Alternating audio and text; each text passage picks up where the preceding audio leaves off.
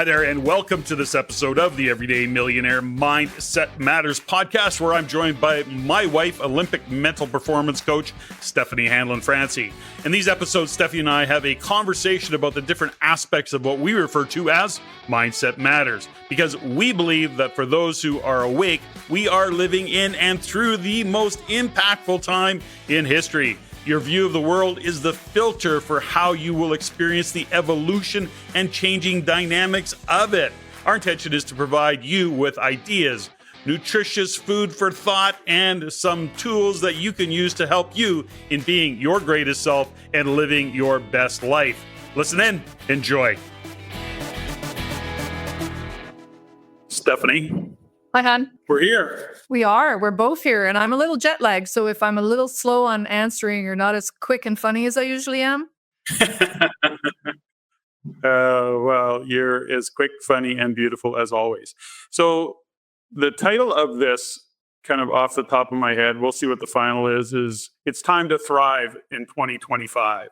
Time to Thrive in 25. We kind of came up with that last night at the RAIN meeting. We're recording this prior to, of course. But anyways, you're just back from France. So before we get about striving to or arriving, or what the hell's the title? I've forgotten it already. Thriving, arriving, and thriving in 25.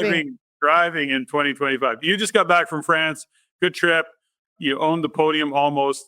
You had a gold and a bronze, your teams. U.S. took gold, and was it Great Britain that took bronze? What was that? Correct. Yeah. See, look at me. Wow. It's like you're paying attention. Memory like a steel trap. A steel sieve. My memory's so good. It's just really short. Okay, so let's carry on. So we're going to thrive in 25, but ultimately, the kind of thought process is how do we bring some value to our listeners so that they can actually carry this on no matter what year it is. Now, you did a presentation for the RAIN community, which you often do at the end of the year. You've done that many times over the years, which is about completion. How do we complete a year as we go into a new year so that we're not taking a bunch of, I don't know, I'll call it baggage, but it really is, are you operating on top of a bunch of incompletions that you're going to drag into 25 with you or into the new year with you? Or are you going to step back a little bit, look at what is incomplete, but that you might want to let go? That would be one context for it. Another is, are you going to honor the progress you did make in 2024 in this case? A little bit of the gap and the gain where, hey, let's focus on what we did accomplish, less about what we didn't accomplish, and then make some decisions about how we want to show up in 2025. You and I had the mantra and a little bit of the theme for 24, which I think I want to carry forward, which is clarity equals velocity. We actually did some coaching programs around that. All to say this, I think clarity for velocity has got to be we got to own that. We got to live that and always be operating from that place. So a little bit of a opening context. What's your thoughts? Well, clarity equals velocity. Yeah. So the problem with that is determining and fighting for clarity sometimes can create a whole lot of bullshit and stuff that coming up in your life that maybe you don't want to look at. The reason we don't have clarity a lot of times for myself is that there's things that I haven't been able to look at or I'm procrastinating. And then all of a sudden, the minute you gain some clarity and things start speeding up, it can get a little overwhelming. So the reason I love these completion exercises is it really forces me and you and our conversation to bring up things that maybe haven't been fully completed. And I don't mean, done or finished or fully closed. I mean, we can only be as complete as we can be in the moment. Maybe sometimes we don't have enough information or we're waiting on someone to get back to us around something, which is fine. Those things don't have to be completed in the moment. But there's some things we intentionally can leave undone or incomplete, which can become the precursor to procrastination. And to me, procrastination is the foundation. And I'm not a psychologist, but I'm going to say it. It can be the foundation of depression. So to me, it's a very important conversation. Yes, we've done it every year since we've been involved at this level with the RAIN community. We do a completion exercise at the end of every season or every year. I do a completion exercise at the end of every competition. And sometimes depending at a competition, depending on the result in the segments. So for example, there's what's called the rhythm dance segment and then a free dance. And if somebody had a really, really great segment in the rhythm dance and they still have to carry that energy and still win the free dance, they have to find a way to complete so they don't carry the expectation into the free dance, for example. So I use it in many different areas, but the importance of it can't be understated when it comes to businesses, to relationships in communication, and how often we're operating on top of incompletions when it comes to our most intimate relationships. So I want to just, expand on something that you said, which was, procrastination is often one of the things that we see leading to depression. What's interesting about that on the other side of that is the comment that, many psychologists, many experts say to somebody who's feeling depressed, the cure for depression is action. The cure for depression is getting something done, doing something, getting moving. And that is ultimately the cure for depression. So that's an interesting take on it. That's not what we're here to talk about. But, I always kind of like the quote. I'm not quoting it right. I don't even know who shared it with me, which is get it done now, procrastinate later. That's good. I like that. Okay. So that's kind of the thought process around that. So let's talk a little bit about, clarity equals velocity. I want to go back to that just for a moment, which is to say, as we had that theme, there's a lot of gains within that kind of concept. And as we focused on having clarity, keeping on moving forward, that does cause and create some chaos because others are at the effect of us. So as business owners, as leaders of the team, our clarity and our drive to have clarity creates chaos because everybody is also into their own way of operating and their own operating system.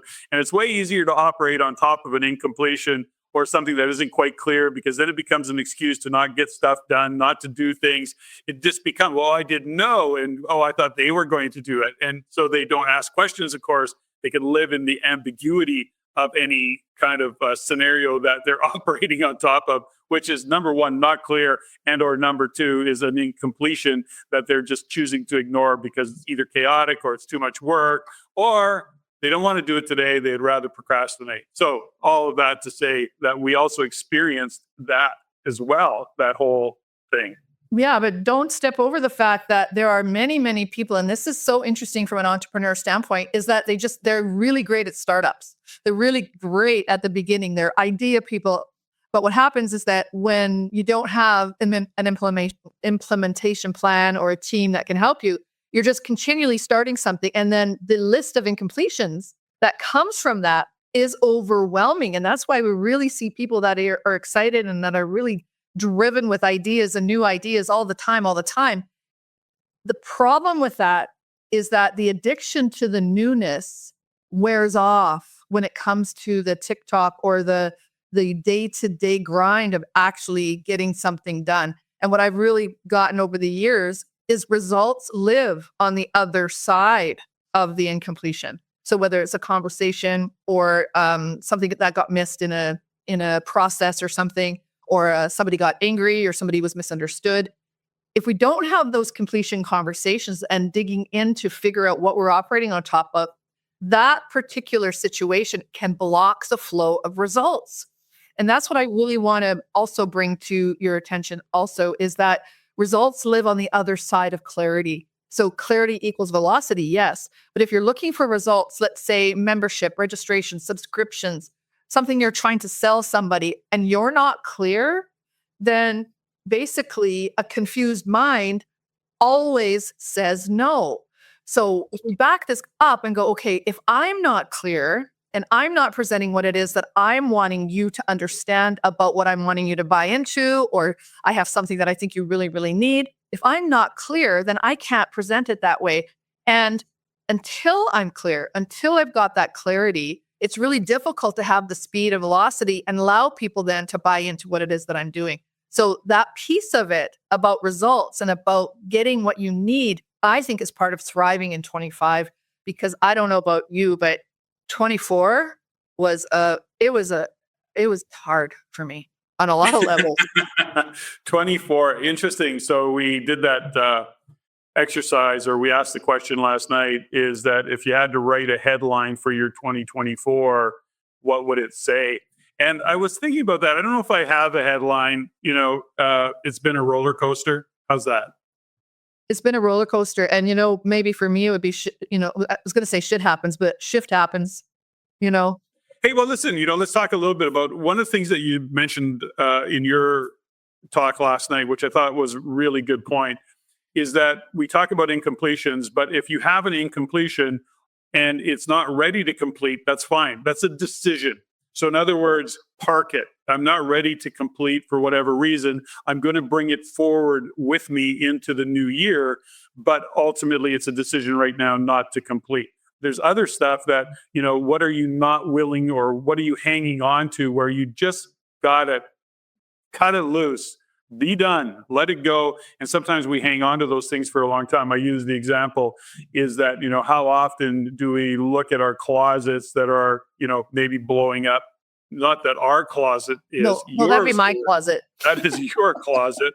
And it's like, this isn't you, because your weight has pretty much always been managed. But, ultimately you think about, I'll get in, one day I'll be able to get back into those jeans, or, whatever the scenario is. And they've been sitting on the hanger. They've actually got a hanger crease in them. And, 4 years later, they still don't fit.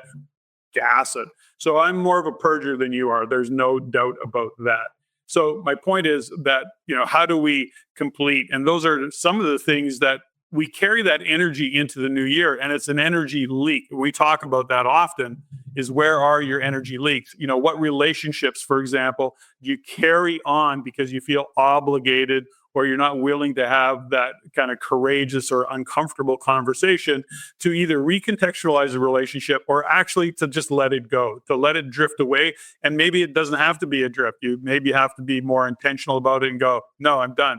But if you're showing up because you feel obligated and it doesn't light you up, then ultimately those are the energy leaks that you don't want to take into 2025. Let's face it. One of the things that I struggle with is that, as we go through the transition of where we are in our own life and say, okay, well, what do we want to do going forward? Because neither of us are interested in, sitting on a beach somewhere for an extended period of time, or golfing every day, or pickleball, or whatever that is. We were in that phase of our life where we can make those kinds of decisions and want to make those kinds of decisions, but what are we creating as we go forward? Now, the thing that I want to kind of consider in all of that is, how are we showing up? What is it that we want to do? And what are we going to let go of, so that as we go into the new year, we aren't carrying all of this additional weight, this additional baggage. The quote I use often because it's so appropriate, which is, it's not the weight we carry that breaks us down, it's the way we carry the weight. In this case, I'm suggesting is, what weight can we let go of? What can we complete, which is a weight that we're carrying, is those energy leaks. So I don't know where exactly I was going with that, but what's your thoughts? No, 100%. I think what happens when we have incompletions, we have to look at compartmentalizing them. If we look at all of our incompletions all at the same time, I think it can be overwhelming for people, especially if you've tried a bunch of things, a bunch of startups, a new idea, something coming down the pipe, a move, maybe a relationship, maybe you're pregnant, maybe you're getting married, maybe you're getting divorced. All the things that are going on in life, if it all comes down into one big bundle, it can be extremely overwhelming. And that's where I think procrastination and hesitation and just not taking action can really live, which can lead to that really scary, place in life where things get really dark. So I usually go into 7 areas of life. What do I need to complete today in what area that's up for me? And, to your point, my closet has been up for me for a while. And as I've been filtering it through and looking at things that don't serve me anymore, don't fit anymore, I found different places in our town and in around areas that I can donate things that, I don't have to give it to a Value Village or a reseller or something. I can actually donate. Then I look at the clothes or I look at my fitness and I go, okay, I've been walking more. I've been doing weights again. I've been doing the little vibration board, which is hilarious. And I can feel the difference in it's like it flushes I don't know. It's really cool how it works. I have to look into it. But putting that back on my list closes an incompletion, because where we can open up our incompletions is in our shoulds.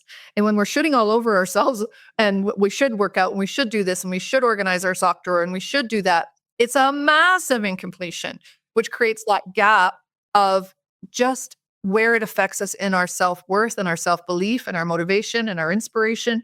So I really look at the 7 areas of life. And then when I'm working with a client and their incompletions, I mean, I had one glorious experience with a client over the years where we probably spent the first 2 years working together. And I had only met her once at a RAIN meeting, and the rest we had done, I think we were still living in Edmonton, over the phone. And back then it was on Skype. And her garage was an incompletion for 2 years. But every time we had a meeting, 1 or 2 things would be reallocated, would be thrown out. 3 things would be moved. And honestly, that moved her in a way that she was able to open a business. She ended up getting pregnant with her 4th child. Like, the energy that got opened up just by completing the incompletions was magical. I'm getting goosebumps. Like, she was so powerful when she was doing her incompletions, because that sense of accomplishment that we get is truly part of significance. And one of our highest values, as you know, as human beings, is significance. Okay, so let's there's a lot I want to kind of unpack and talk about even in that conversation, but let's go back. 7 areas of life for new listeners. We're going to put a link in the description so that you can actually download a document that I wrote a long time ago now of the 7 areas of life. And it was based on the work that we had done with Dr. John DeMartini over the years. But 7 areas of life, financial, vocational, familial, social, physical, mental, spiritual. So those are the 7 areas of life. So the context of the 7 areas of life and understanding those 7 areas of life is a constant reminder to yourself. I mean, as many years as we've done that work, I know that myself, when I'm feeling overwhelmed, when I'm feeling bitchy and pissed off, like I haven't got the results I'm looking for, I have to break it down and say, oh, okay, it's not my whole life. It's just one specific area of my life. And whether that be physical, mental, financial, whatever that might be. And then I can look at the rest of it and I go, oh, I'm letting this kind of affect the whole part of my whole life, as opposed to going, no, this is just this one segment of it. The rest of my life is pretty awesome. And so it's just a way of contextualizing and not carrying that heavy weight, like all of life is brutal because of this one thing that is happening, and that it becomes these energy leaks. So it's just a way to contextualize it. That was the point there. So this week we did a breakfast club, and within the breakfast club we did and provided a pretty extensive worksheet in terms of, what did you accomplish in 2024? What were some of the things that you did and you can be proud of? What are you most proud of? It was a whole set of questions. We'll put that PDF as well in the description, in the link, either on our website on the everydaymillionaire.ca, or if you're watching this on YouTube, we'll put it in the description on YouTube. But it'll be somewhere for you to find within it. We'll maybe post it when we do our social media push out. The point is this. Is what was interesting that everybody on the call struggled to say, what was your big wins in 2024? What were, some moments that you're really proud of? And it is so interesting when you're working with entrepreneurs and A-type personalities, how many, and I'll speak for myself as well, how many of us, or how often, I have a win, I get shit done, I move on. It's like I don't really even necessarily celebrate it. And so one of the wins for me this year, one of many, and I had many wins this year, in spite of the fact that it was like a tough year.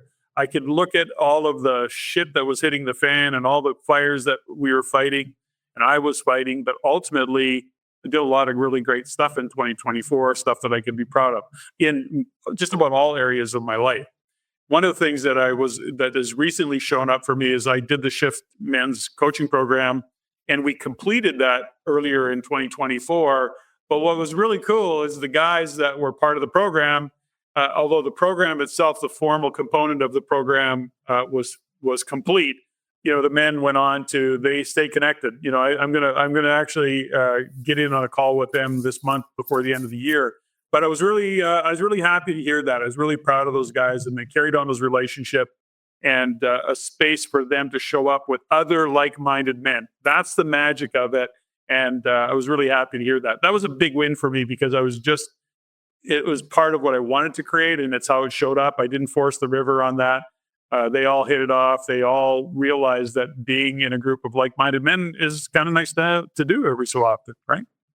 Well, it is, and it's something that we don't do enough, I think, or I think people take for granted. Some people automatically have that kind of community, whether it's maybe in their church or in their community or in sports. You think of how many families get together and, over a hockey game and sit around and have hot chocolate and Baileys or whatever, or go to Vegas on a hockey tournament. It gives you that community where you have a like-minded scenario and people that you can relate to. The part that's I find interesting is when those types of events or things come to an end.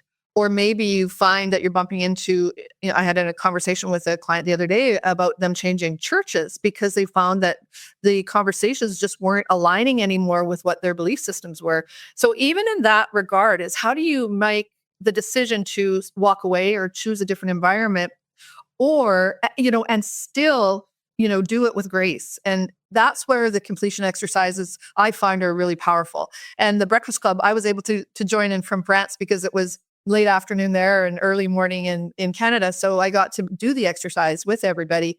And it was so powerful because to your point, the struggle was finding something positive or something that I was proud of and something that was working and went well.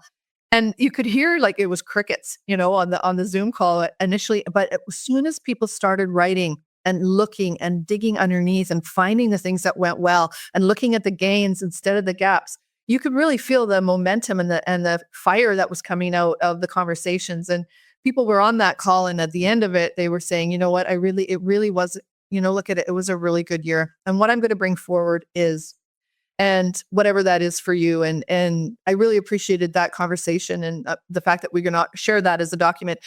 I want to step back to the 7 areas of life document. You're threatening to turn that into like an audiobook, I heard. No, I'm not threatening. It's not a threat. Well, it's not a threat. We're turning it into an audio book and you're reading it. I know. I'm so excited and scared. You know how people just don't like their own voice? You got a great voice. So it's awesome. And if you're listening to this on YouTube, put it in the chat. Do you like Steffany's voice? I love Steffany's voice. And again, I'm a little biased, except for when you're whining and complaining about me. Yeah, like I do a lot. Yeah, you do that a lot. So, when we start about setting our compass for 2025, some of the things that we want to do is say, okay, first off, what did we accomplish in 2024? I'm going to read some of the questions that you can take on if you decide to download this particular document. So what new or existing relationships did you develop in 2024? Where did you have the most fun? It's interesting about that. People think about fun. I look at it differently because neither of us are big hobbyists. We've done lots of things in our life over the years and skiing and, for me, horseback and training horses and dogs and doing all sorts of that kind of stuff. But we have so much fun doing what we do in general in our businesses that for me, I think that really landed for me. What are you grateful for? And lots of things to be grateful for. I'm always grateful for you. And by the way, and who do I need to thank? You. I thank you all the time, but there's lots of people to thank. If you were to write a newspaper headline that summarized your 2024, what would it say? We went over that one. And then, we start to look into 2025. What do you want to achieve in 2025? Challenges you anticipate in the year ahead that you want to lean into. And what do you need to learn in the year ahead? I think that's really cool. And what do I want to grow or learn about myself? So there's a bunch of questions that kind of make you sit back and think. It's interesting. I just had a meeting with a guy today, Steffany, that I talked a little bit about, which we're in a new initiative that I want to go into 2025 to maybe consider. Anyways, he's 50, I think he said 58 years old. He's been journaling pen to paper every day since he's been 20. And it's part of his practice. Very uber successful guy, owns 11 businesses. Like he's done some really cool stuff. Anyways, I'm looking forward to doing some potential work with him. So the point is this: 2025, the only thing that I'm going to kind of, what's the word, give context to or make some suggestions around anything. It always comes back to, who do I need to become to achieve whatever I set out to do? That's ultimately always it. You know, you and I talk about it with this clients all the time. We can tell you how, but it doesn't matter how if you don't become the person you need to become to do the how. That's the big kind of takeaway for 2025. Think about, who do you need to become to achieve whatever it is that you're looking to achieve. So, Well, compartmentalize that into the Dennis Waitley quote is, who do you have to become to achieve the goals? yeah, If you want to be an Olympic champion, who do you have to become? You can't do the same thing that you've always done, or do the same things that people maybe even have achieved a national championship, for example, or something that's quite, if you want to, graduate your undergrad, who do you have to become to be accepted in a master's or a PhD program? From a learning standpoint, from a self-development standpoint, from a fitness standpoint, the higher the goal, and I say this all the time, the higher the goal, the bigger the pushback. So what that is, it's like that, becoming a diamond, you had to put a lot of pressure on a chunk of coal to become a diamond. Who do you have to become? And I love that, because it makes it, when you think about making it a part of your journey to become, the highest and the best version of yourself. It's a journey. It doesn't mean you're going to have to do everything overnight. And working backwards from, let's say, the end of 2025, if we can project, and I love this, it's the power of understanding about, how you get your goal basically and create your life, is to work backwards from something that you want, or something that you want to be or become. And so next 2025, when we do this call on our podcast, or we do the rain meeting completion exercise, what's your headline working backwards from 2025? Yeah, well, and then my journey in 2024 was working backwards from when I'm 70, so whatever year that happens to be, because I had a vision, and I happened to use Kennedy as my inspiration. He was 68 at the time, and I went, okay, so that's a cool, like, I like those qualities, and can I step into that? And I think I've done a pretty good job overall, but it's like one step forward, two steps back, three steps forward, a step back. It's like always having to put in the correction, but it's a different thought process of not what I'm doing, although that's part of it. It's who I'm being as I'm doing anything. And so that's a component of it that for me keeps me grounded and keeps me moving forward, one small step at a time. Let's call that the personal development cha-cha. It's like a dance. One step forward, two steps back. One step forward, two steps back. It's a personal development cha-cha. It's just a dance. Yeah, you are just genius. That's a good one. Okay, so as we start to wind down, the thought process about 2024 is really get clear on, what do you want to let go of in terms of incompletions? Are you going to let it go? What are you going to take forward into 2025? But what do you want 2025 to be about? We have friends of ours that, as long as we've known them, I think they've always themed the year. So what is your theme for the year? I think for us, clarity equals velocity is an underlying, it has become for me foundational as a theme. I think I really like that thought process because it works for us. And even when we're putting it out there for people, it lands for them going, I got to insist on clarity. The challenge with clarity is it does take some additional effort to do that. So thrive in 2025, I think is a pretty good theme. Thriving in 25, I don't know. We have to work on that one a little bit. Do you have any ideas for theme for us this year? I like it.